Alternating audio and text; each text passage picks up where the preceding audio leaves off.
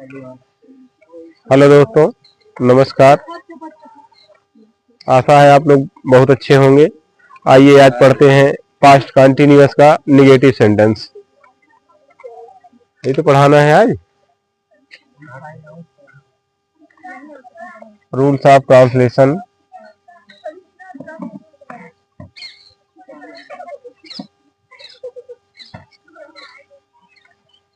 Subject के अनुसार छोटा सा एक रूल लिखा है बस। वाज वेयर के तुरंत बाद नॉट का प्रयोग करते हैं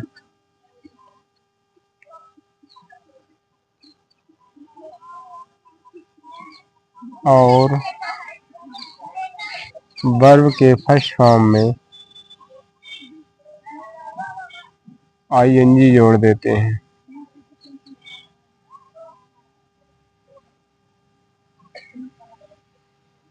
स्ट्रक्चर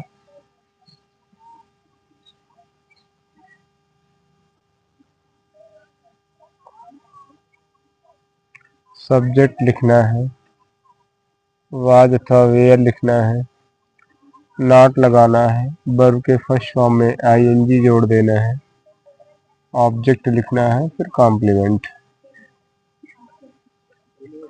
एग्जाम्पल्स।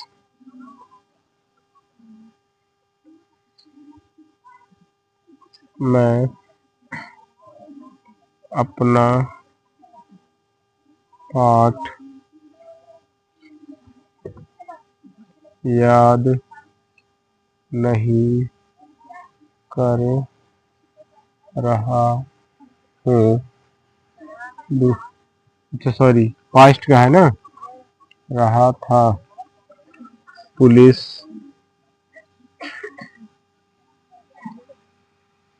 चोरों के पीछे नहीं भाग रही थी। तुम कल भी लिख लो। कल क्रिकेट नहीं खेल रहे थे। वह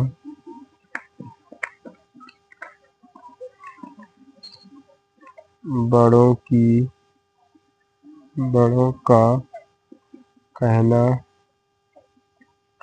नहीं मान रहा था।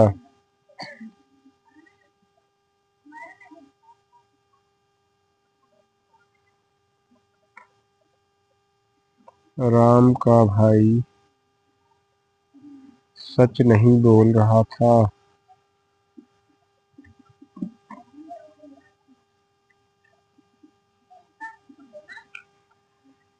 बस इतने बहुत हैं।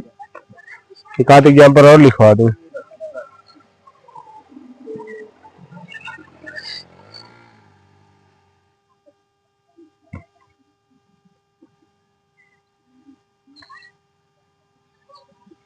लड़कियां बाग में टहल रही थी।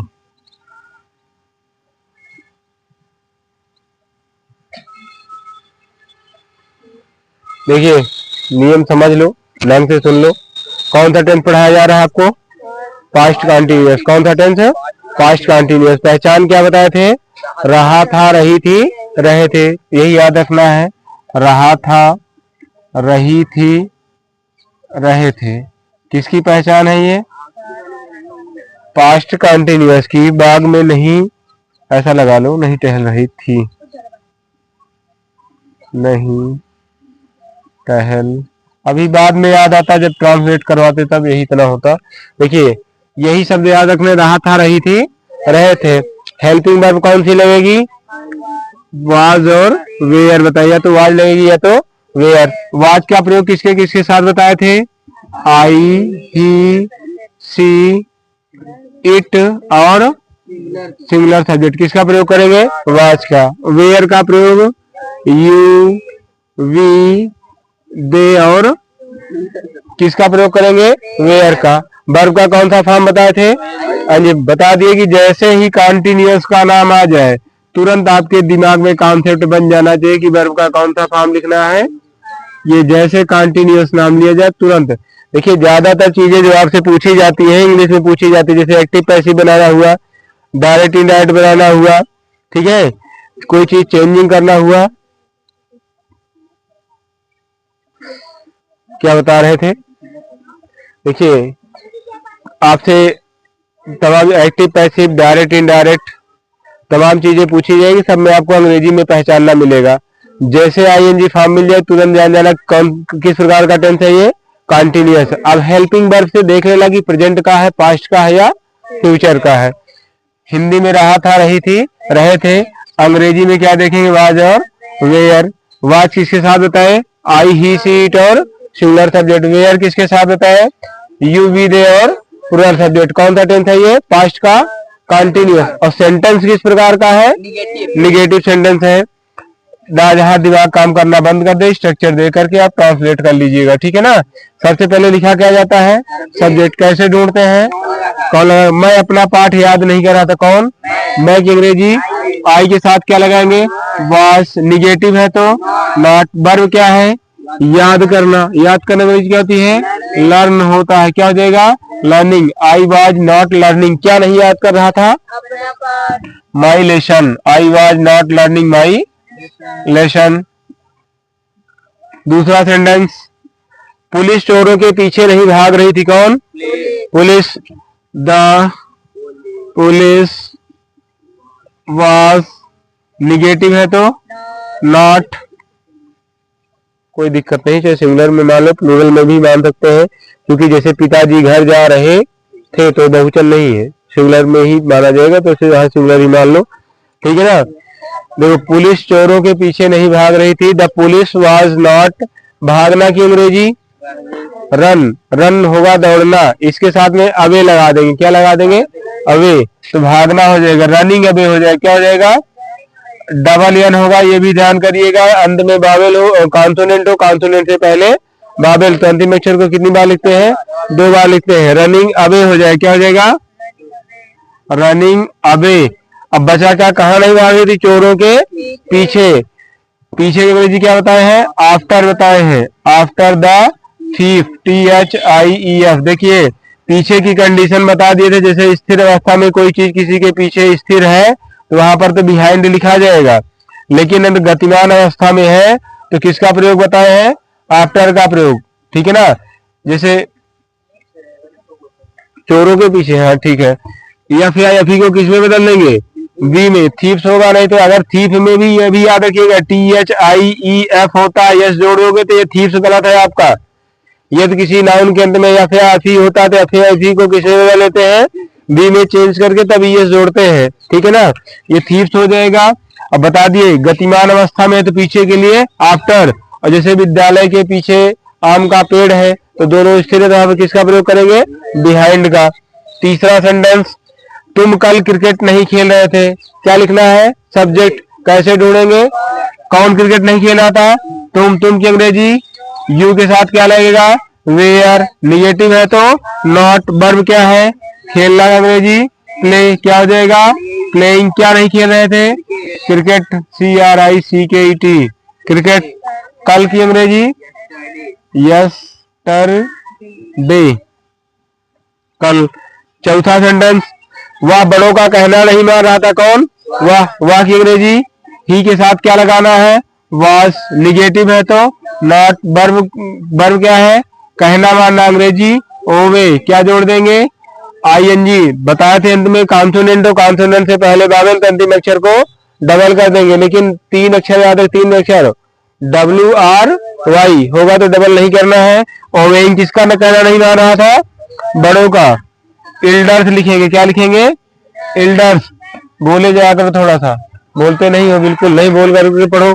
He was not. बोल करके नहीं पढ़ोगे समझ में नहीं आएगा, बोल करके पढ़ोगे ज्यादा समझ में आएगा। He was not obeying elders. अपने बड़ों का तो नहीं है, ठीक है। राम का भाई सच नहीं बोल रहा था, कौन? राम का भाई। क्या लिखेंगे? राम्स ब्रदर। कै भाई कहा जा रहा है? एक। किसका प्रयोग करेंगे? वॉच का। निगेटिव है तो नॉट। उसके बाद क्या लिखना है? वर्ब। वर्ब क्या है? बोलना। बोलना नहीं, सच बोलना। सच बोलना अंग्रेजी स्पीक द ट्रूथ। परिवर्तन किस में करेंगे? स्पीकिंग हो जाएगा, स्पीकिंग द ट्रूथ नहीं TRU। छठवां सेंटेंस, लड़कियां बाग में नहीं टहल रही थी, कौन? क्या लिखेंगे? The girls. क्या वचन है ये? किसका प्रयोग करेंगे? निगेटिव है तो। उसके बाद वर्ब। वर्ब क्या है? पहले अंग्रेजी वॉक। क्या हो जाएगा? वॉकिंग। कहाँ टहल रही थी? In the garden. ध्यान से पढ़ो।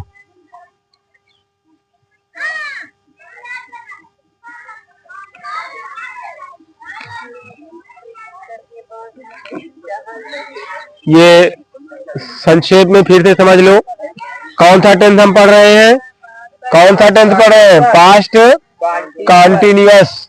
पहचान क्या बताए आपको? रहा था, रही थी, रहे थे। हेल्पिंग वर्ब कौन कौन बताए? Was, where. वाज किसके साथ लगेगा? आई, ही, सी, इट। और वेयर किसके साथ लगेगा? वर्ब का कौन सा फॉर्म चलेगा? याद रखिएगा। और कुछ समझाने के लिए इसमें है, जहां दिमाग ना काम करे स्ट्रक्चर से दे करके ट्रांसलेट कर लीजिएगा। एक लघु संदेश। देखिए, दीपावली आ गई है, कल या परसों में क्या कहते हैं? धनतेरस है। आप लोग अपने अपने घरों की सफाई कर लीजिएगा। सफाई का वैज्ञानिक महत्व भी है, वैसे भी महत्व है। इसको नेक्स्ट वीडियो में आपको बताया जाएगा। आप लोग ढेर सारा लाइक, शेयर और सब्सक्राइब करें। मिलते हैं अगले वीडियो में। धन्यवाद। बंद करिए।